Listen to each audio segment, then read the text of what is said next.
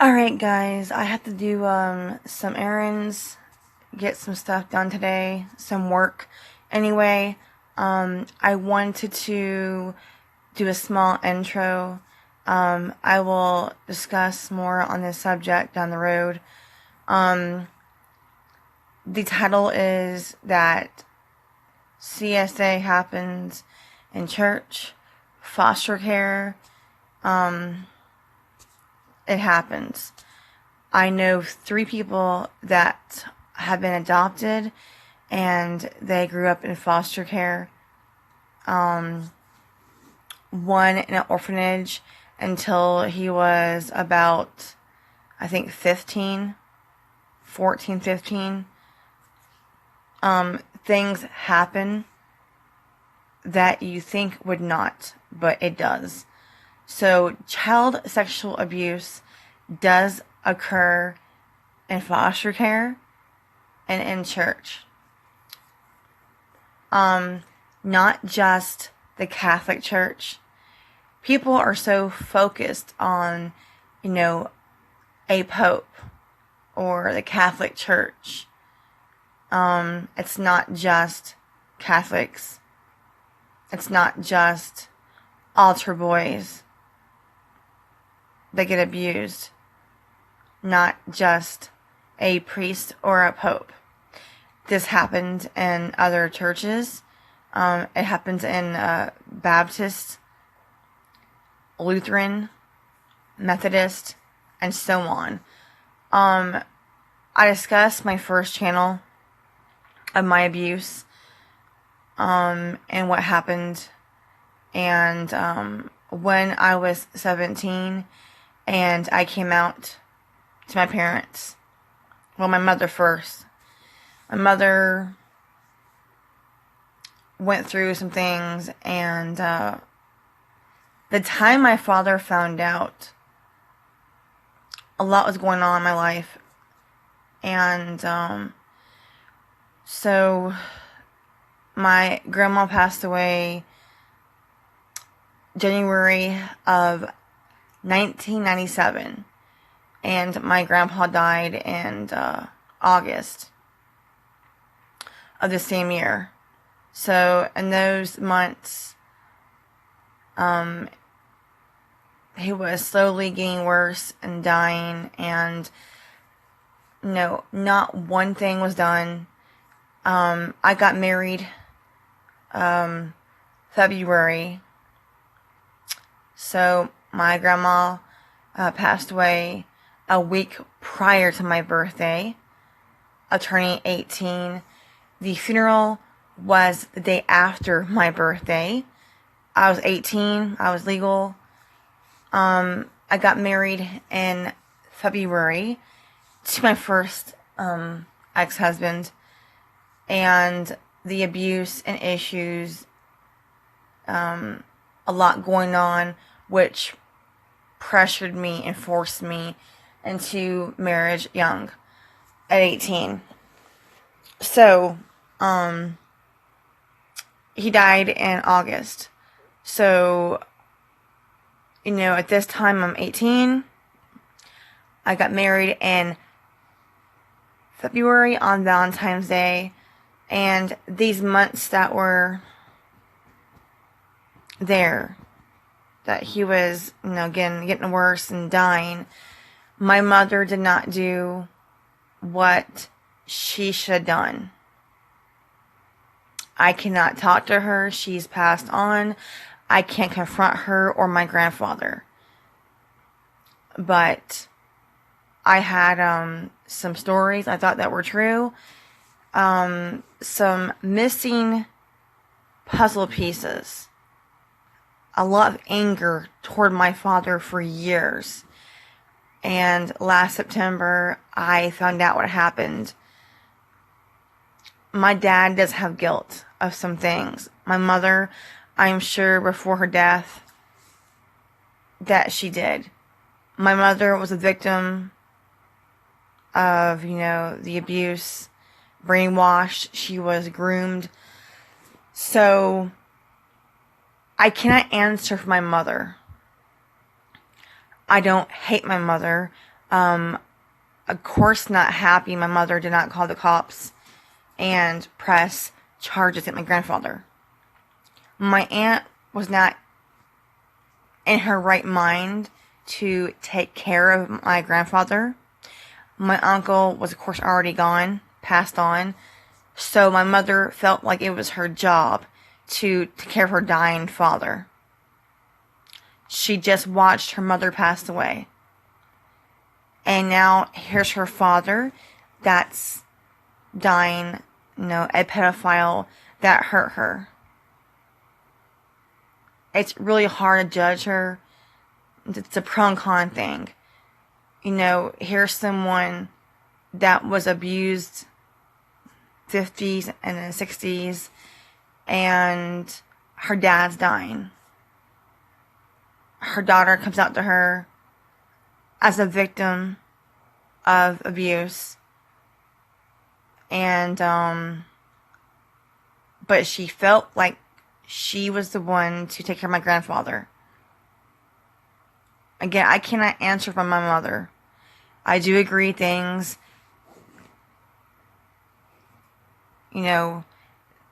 these things should have been done. But I harbor no hate toward my father or mother.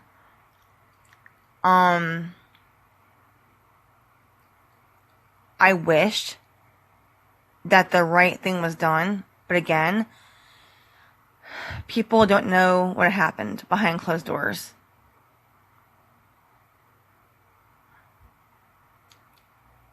I cannot give anyone answers when I cannot confront my mother.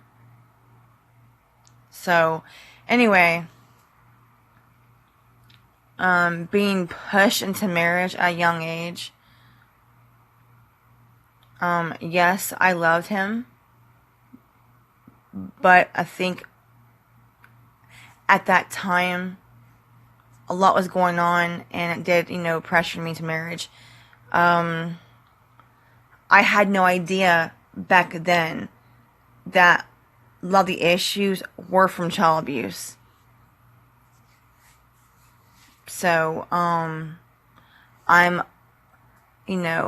older now, and I am seeing things that make sense from the past. I can't change things. It is what it is. You go forward.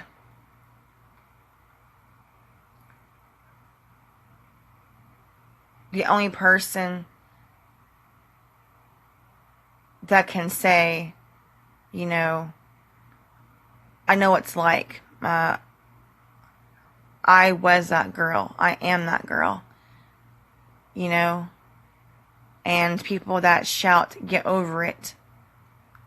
Let me explain this to you, that it does not matter how old you get. Some days are better. You can heal and go forward. It never leaves you, though. For me, it's made me stronger. Yes, I am still healing, and I'm going forward. When my church, my home church, I grew up in Pompano near Parkland, Florida. Margate, Cocoa, whatever it's called, whatever. I don't know, whatever. I'm tired.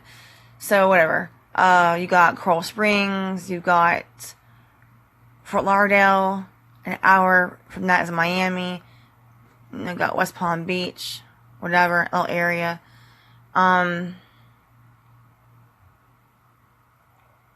My home church, when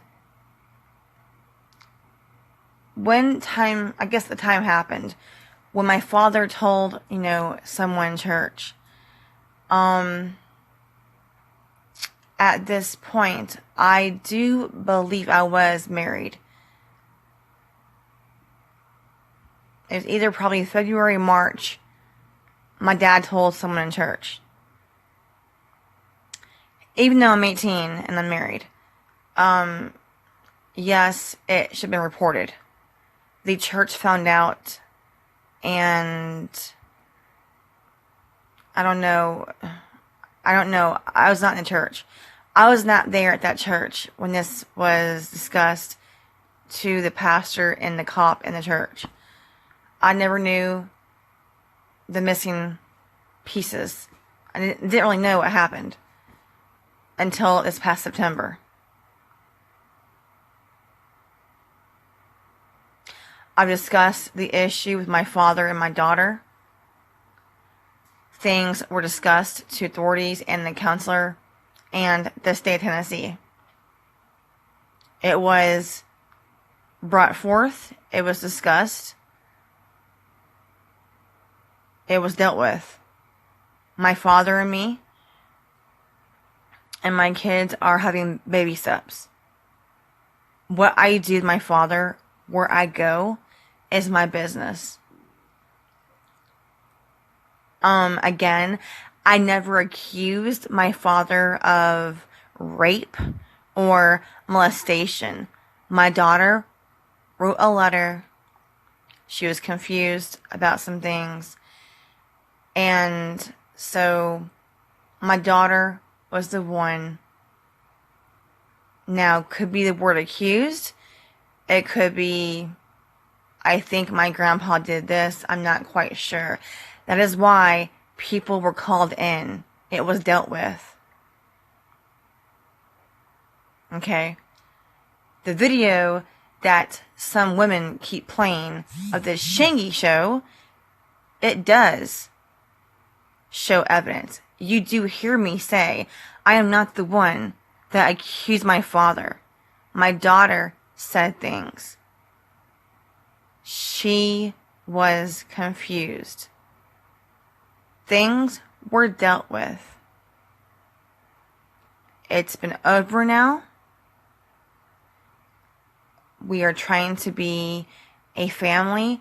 My father, as of yesterday, we are discussing about, him going to therapy, and discussing the things of my childhood. My father, was a victim. A small child was beaten by an alcoholic. I never knew this until recently. So, yeah, I had two parents that went through shit. Men have pride. When men are abused, either they're beaten or sexual, they have pride, and they don't want to discuss their abuse. And that's why it's so important to have awareness, not just women, of this whole Me Too movement. Men, boys should be discussed. They should be helped because they get abused, of course, too. Like my mother, my father was probably brainwashed. I'm not sure about being groomed, but my mother was. So, I guess from their point of view, it was very hard to hear about what I went through. My mom really thought my grandfather was a changed person in therapy, that he was not touching any people, saying sexual things. My mother was very much brainwashed and groomed. In the 50s and 60s, in small towns in those days, you didn't have people discussing sexual abuse. A very much taboo issue. So, when it comes to religion or the church, things do get hidden. Again, people want to focus on just Catholics. This is not, of course, true. I was raised Baptist. Again, here, I have questions I can't give answers to. And one part of this, it's easier, or it would be easier, if my grandfather and mom were alive to confront, discuss, and put him behind bars. But he's passed on. She's passed on. People think they know, but they don't. People want to cherry pick my story of what happened to me, and they want to twist it and contort. And their opinion, that's very ignorant of me, they want to convince people that their opinion is the truth. I have the truth. I'm the one that endured all this nightmare for 10 years. I can say this. If my kids come to me and something like this happens, yes, shit would get dealt with. And the issue, again, my daughter was dealt with. You all can spin your narrative saying, well, it was molestation. Well, according to the authorities and the counseling in the state of Tennessee, the issue was dealt with and it's been over with. So I'm moving forward with my daughters, my father, his new wife, and we are again taking steps. It's not easy. My own father has a hard time discussing my abuse. But he is trying to go forward in counseling, hopefully, and again, small steps. It's never easy to discuss your own abuse. My father has never come out about his abuse to any counselor, any therapist, or to a pastor. So it's a lot for him to go through. It takes time. I have friends that are in other countries. I have 3 in Scotland. I have 4 in the UK. I got 3 in Paris, 2 in Denmark, Switzerland. International friends that keep telling me, they're not ready to come forward about their abuse. And that's fine. One person did tell me recently, I can't tell my story yet. Or I may never be able to, Sharon. But you going out here being courageous and discussing your story, helping others, it helps me. In some way, you are helping me and telling my story. And that's what I'm doing. My support group on Facebook, been a year now. I have to update it, but there's no judgments because on my support group, because people that have cut themselves, an issue with drugs, child abuse, whatever, they're on there. They have got a hold of me on Facebook on private messages and behind the scenes, of course, I've had phone calls. You don't know behind closed doors. And this whole BS that this shit only happens in Catholic churches. It's not true. You'd be very much surprised to know how much crap can happen behind closed doors and churches, foster care. There's been reports of the Girl Scouts and Boy Scouts, church functions, but a lot of people don't discuss it. That's the difference. And that is what should be changed. This is why I do what I do too. Awareness. The attention is on this. My story and what I do is not about, oh, I want attention, look at me. The attention is for awareness of, yes, what I went through, but why am I doing this? People know why I'm doing this. They want to twist the narrative around saying, oh, you want attention and blah, blah, blah. You really think a child from 6 to 17 deserves this? They want attention. They ask for this. And someone thinks because I don't remember the shirt, the color that he wore, that I'm lying about my abuse. Again, not one thing of my abuse is a lie. I'm not blaming things on my abuse. A lot of the issues I've had to deal with, the issues I've gone through, a lot does connect to the abuse.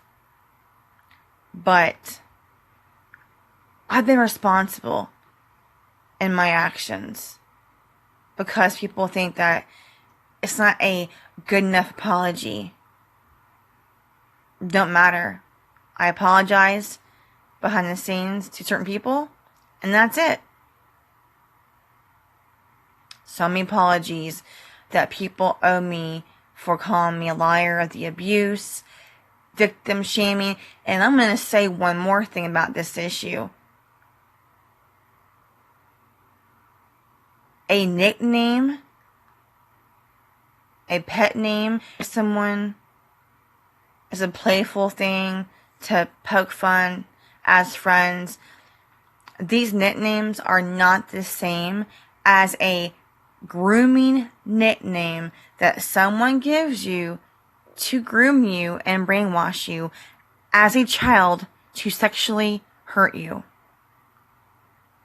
or sexually verbal abuse you. The people out there that are addressing me with these names is sick and disgusting. My name is Sharon, not these names. Okay?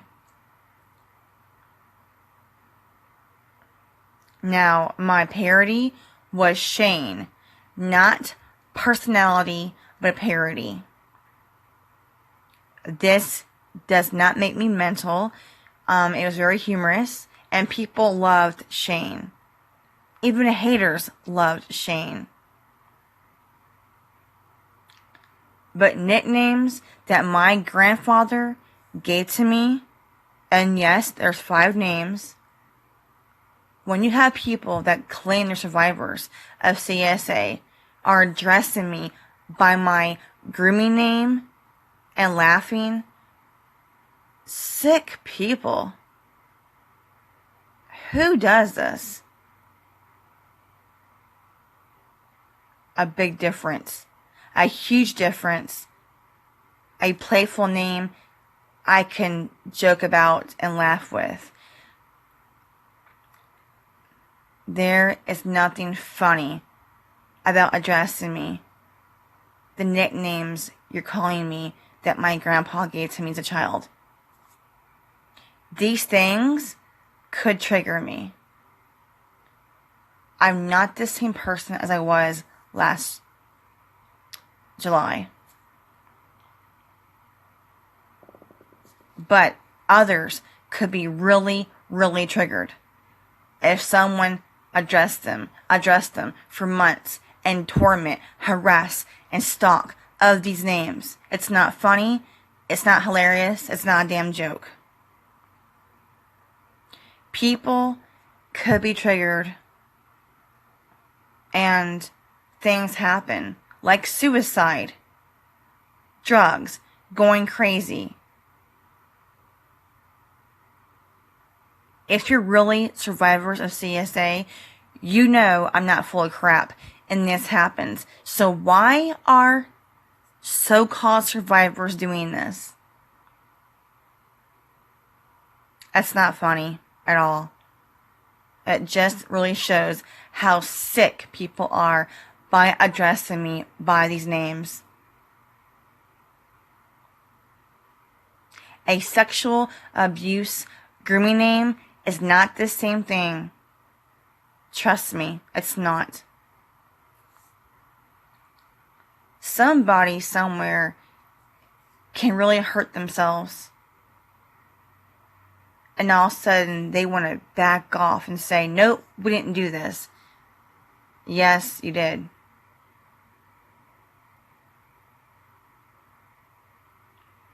I can cover the name, the church issue. I went through all this crap. So, I had one slideshow that discussed about the issue, whatever. But, like I said, do some research. Look it up. There are facts that show the Catholic Church. But again, it's not just in the Catholic Church. I wish people would really stop being blind and wake up and realize this crap happens other places. Foster care.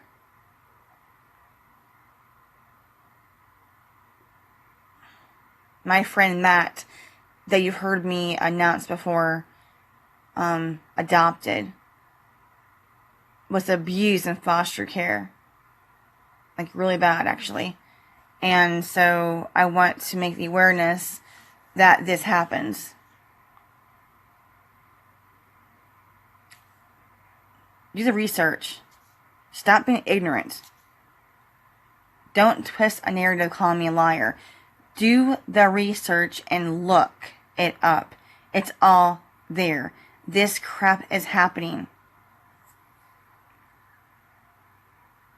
In the home, in church, a friend's house, family member's house, foster care, Girl Scouts, Boy Scouts, church functions. These things happen. The ones that want to ignore it, you're just blocking it out. Ignoring it is not going to make it go away. I can't ignore my abuse. I can't ignore what happened to me. So I'm facing it. I am healing. I am dealing with my abuse. So when you choose to ignore these things, you yourself you're being ignorant. Well, I know it's there, but I want to ignore it. And maybe I will forget. You want to know how many years I try to forget? And at one point, it was blocked in my head. It was blocked.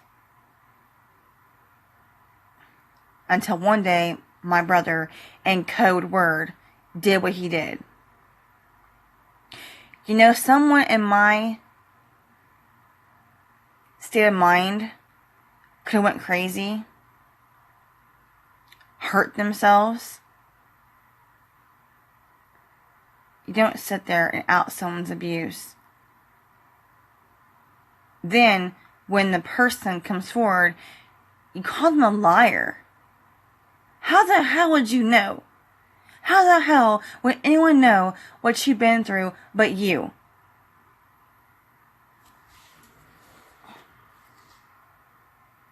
They wouldn't know. They're not you. If you've been ever abused, you're the one that went through the hell. I went through hell.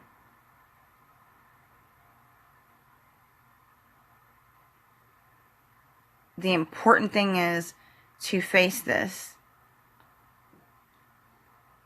Friends you trust, people you trust, whatever, talk to them. Go to a therapist. Go to a counselor. Counselors help. Therapists can help you. It's who you trust, you know. But even therapists and counselors cannot always be trusted.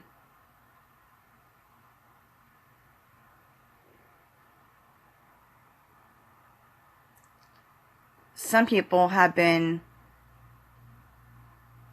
what's the word, violated by some therapists. When you are a survivor of CSA, one of the many signs that you can show is trust issues. So,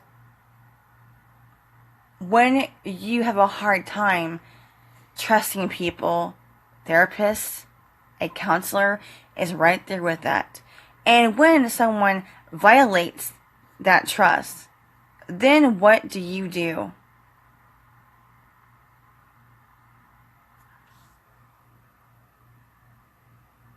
People in church you trust.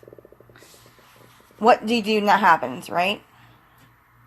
A family member violates you. Foster parent, Boy Scout leader, Girl Scouts. What then? This happens, and people need to stop ignoring this. Oh, block it out, ignore it, just don't even discuss it. That's wrong. You cannot help yourself if you don't say something. Break this silence, because when you do, it's worth it. It's not easy, but it's worth it in the end. I did not deserve what happened to me. Other kids did not deserve what happened to them. The only thing you can do now is talk to someone you trust. Take those small steps and go forward. I've helped many people and states, their city, county, countries. I have showed them the hotlines. I have showed them where to go, who to talk to, you know, whatever. And I've helped them. I wish I had somebody as a child that helped me. I didn't have this, but I have what I have now. So I'm trying to change things and help people and continue to help them and keep going, tell my truth. When you don't say something, it builds up and builds up and builds up. That chain gets heavier.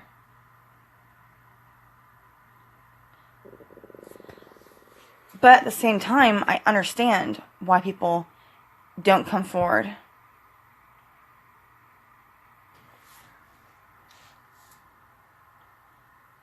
So many haters out there.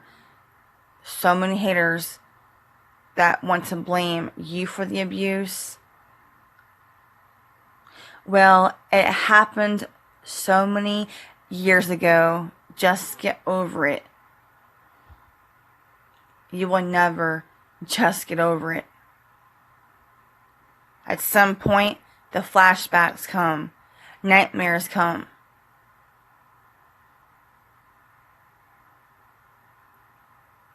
Getting over it is not by ignoring it.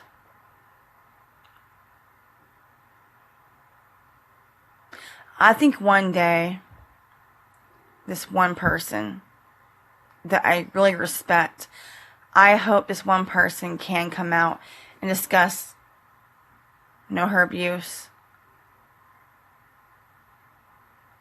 I know it will help people. I know it would. But, again, you can't force someone. If it helps you to write down your abuse, express your pain, what you went through. Get a journal. Write all this crap down and get it out there. There's always someone watching and listening to your story. You never know who you might help.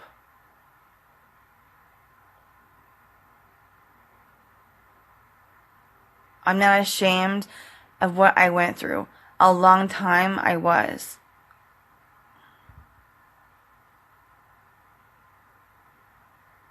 Discussing your abuse is not attention seeking.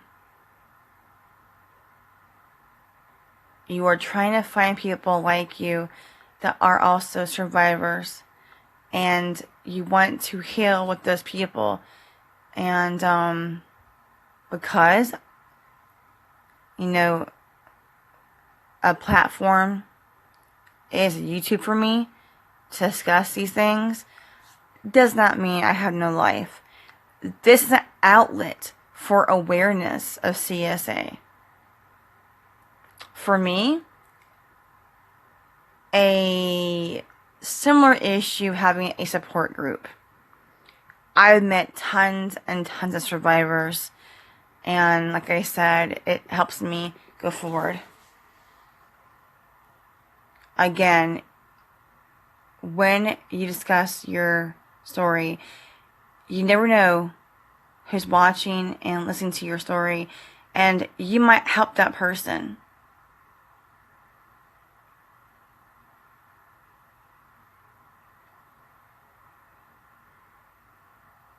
I think about my friend Nadia that passed away and others.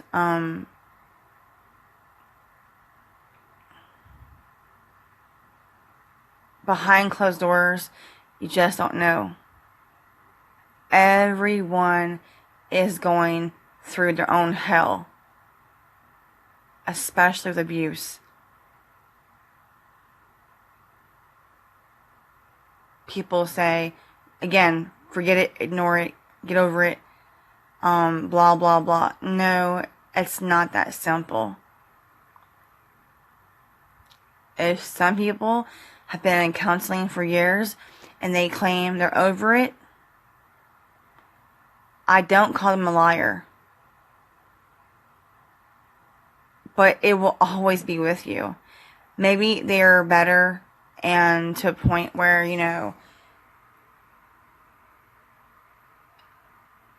it won't bother them too much, I guess. But at some point, flashbacks, nightmares do happen. You're at peace with it, they say. Okay, good. I hope people are at peace with their abuse. But at some point, the nightmares will come back. The flashbacks will come back. So, get someone you trust. Discuss your issues with them.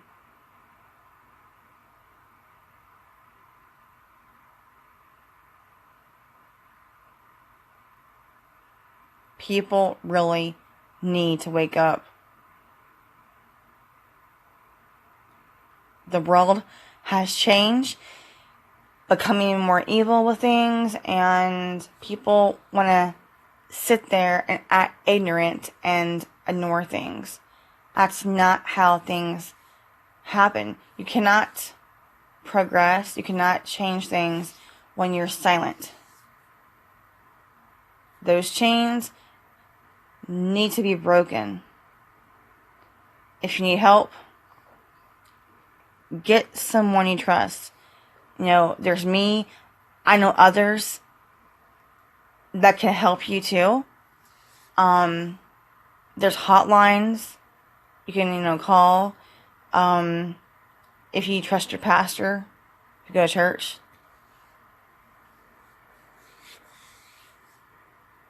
Also use common sense. Go by also your gut.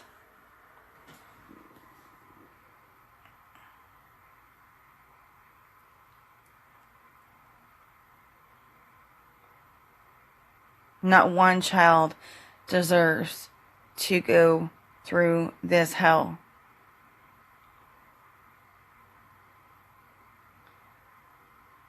If people are mad or jealous that I've come forward, that's on them. You know, I'm proud of myself. I'm proud that I came forward, and I have no regrets.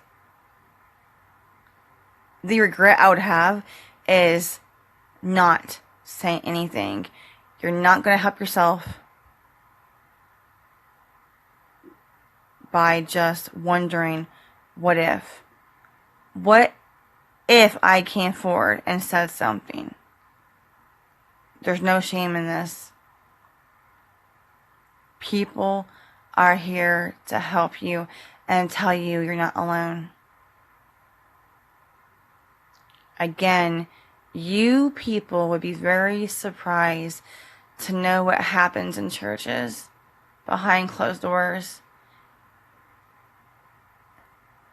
If you go to church and you're in those pews, right? Okay. You have no idea the person next to you, their past.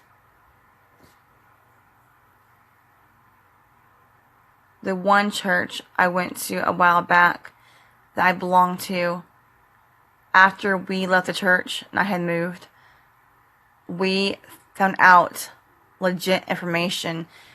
This older guy and his wife were a couple in church for many years, and it was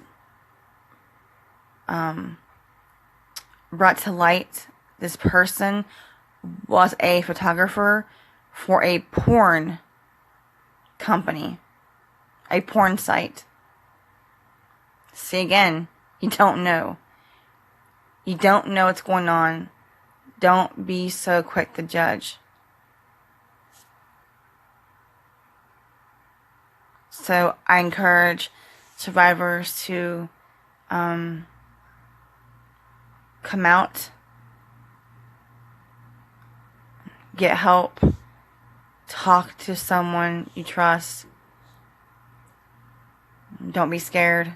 I mean, it's kind of scary, it is, but people know what you're going through.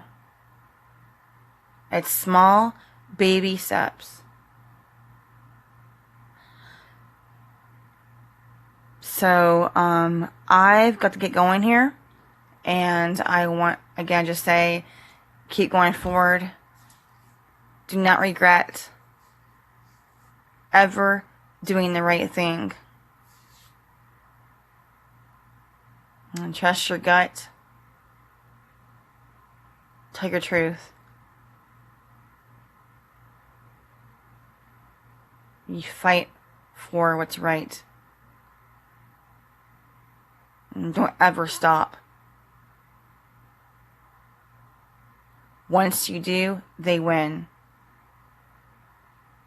You got a right to defend yourself, a right to stand up to people that shame you of what you went through. Do not ever give up. You keep going. That is what matters. So guys, I'm going to run here. Gotta go. Have a great day. Have a great night. Keep going forward. Choose love, not hate.